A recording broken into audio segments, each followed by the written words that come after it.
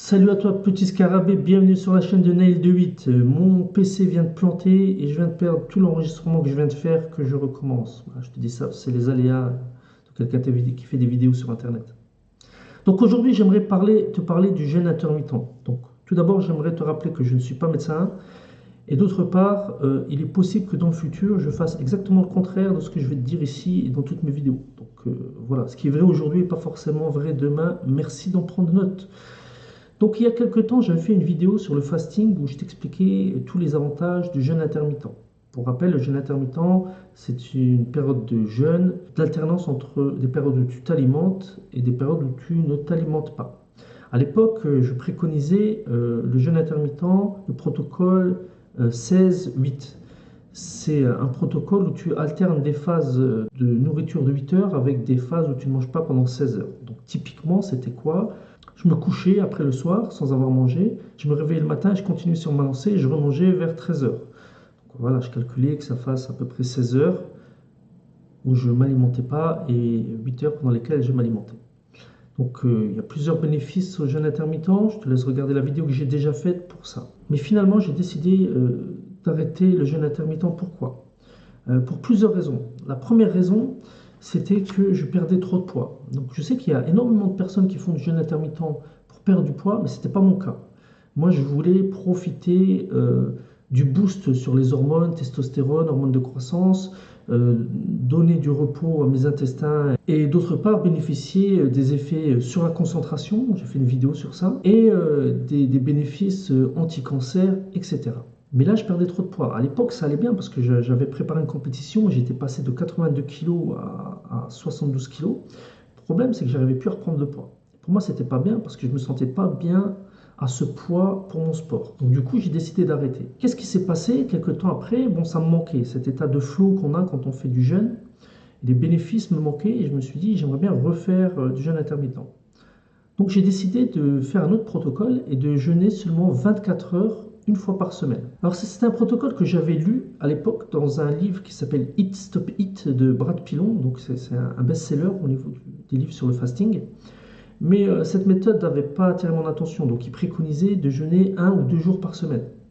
Mais ça n'avait pas attiré mon attention à ce moment-là, et j'y suis revenu, et ça a plusieurs bénéfices. Premier bénéfice, c'est que 24 heures, entre guillemets, c'est gérable. Deuxième bénéfice, c'est très flexible. Si un jour tu ne peux pas jeûner, tu peux reporter au lendemain. Donc si éventuellement tu as un dîner d'affaires ou tu invites à manger, tu peux faire ton jour avant ou après. Donc c'est vraiment très flexible. Au niveau défaut, j'en vois pas beaucoup. Bon, tu en trouveras toujours. Pour certaines personnes, 24 heures sans manger, c'est long. Mais attention, c'est sans manger, mais tu peux boire. Hein. C'est pas un jeûne sec comme d'autres le font. Non, non, c'est un jeûne où tu peux t'hydrater. Donc voilà, pour moi, ça pose pas de problème. Voilà, donc j'ai décidé il y a quelques semaines de reprendre le fasting et dans un premier temps, j'ai décidé de jeûner le samedi parce que c'était un jour où je ne travaillais pas. Maintenant, je ne sais pas si c'est la meilleure chose à faire. Je pense que je vais décaler les jours pour le faire la semaine parce que ça peut m'apporter d'autres avantages dans la semaine. Maintenant, concrètement, comment je fais ça? Très important, je me réveille le matin et je déjeune. Pourquoi? C'est pour synchroniser le rythme circadien de mon système digestif avec le rythme circadien global. Donc c'est très bien de synchroniser toutes ces horloges internes. On a une horloge interne principale et plusieurs autres horloges internes secondaires dans le corps.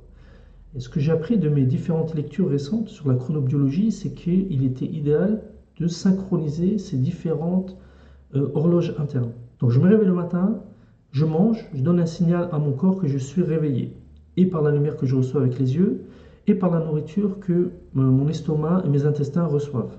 Ensuite, j'arrête de manger toute la journée, mais je continue à boire de l'eau, du thé non sucré, et ça toute la journée. Donc j'ai une journée strictement normale.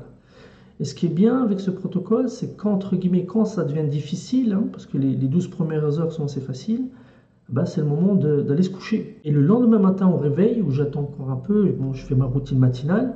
Si j'ai déjeuné à 7 heures, bah, le lendemain à 7 heures, je redéjeune, et le jeûne est terminé. L'intérêt de manger une fois seulement le matin, c'est que par rapport au soir, tu vas manger moins. Donc le soir, si tu faisais un seul repas le soir, tu aurais tenté de manger plus. Donc si tu es dans une optique de prise de poids, c'est pas l'idéal. Par ailleurs, le repas du soir engendre un pic d'insuline supérieur, et ce qui n'est pas très bon. Une réponse d'insuline qui est trop forte n'est pas très bonne par rapport au même repas fait le matin. Moi, je pense qu'il vaut mieux donc manger, si tu fais qu'un seul repas, manger le matin plutôt que le soir. L'autre intérêt de jeûner une fois par semaine, si je fais qu'un seul repas le matin et que je dors à jeun, j'ai des sommeils plus profonds. Donc ça, je le vois avec des applications que j'ai de tracking de sommeil. Mais vraiment, parfois, j'ai 4 fois plus de sommeil profond que lorsque je mange. Donc c'est assez étonnant. Donc j'ai pas trop lu d'articles sur le sujet. Il faudra que je m'intéresse à la question. Et jeûner 24 heures, ça booste ta motivation, ça booste ton self-control et ta volonté. Donc c'est quelque chose qui est assez important parce que 24 heures, donc c'est plus long qu'un jeûne intermittent où tu fais 16 heures de jeûne. Donc 24 heures, ça booste vraiment bien ta volonté et ton self-control. Voilà, donc en bas de cette vidéo, je te mets un lien vers le livre de Brad Pilon si ça t'intéresse, Eat Stop Eat. Comme d'habitude, n'oublie pas de t'abonner à la chaîne, de liker et de partager cette vidéo si tu penses que ça peut intéresser quelqu'un. En bas en description, tu as un lien vers ma liste d'amis. Si tu t'inscris, tu recevras une liste de compléments que j'utilise. Et si tu veux aller plus loin dans le monde fascinant des nootropiques, ma formation est encore ouverte. Tu peux jeter un coup d'œil dans le lien en bas dans la description. Sur ce, je te dis hasta la vista.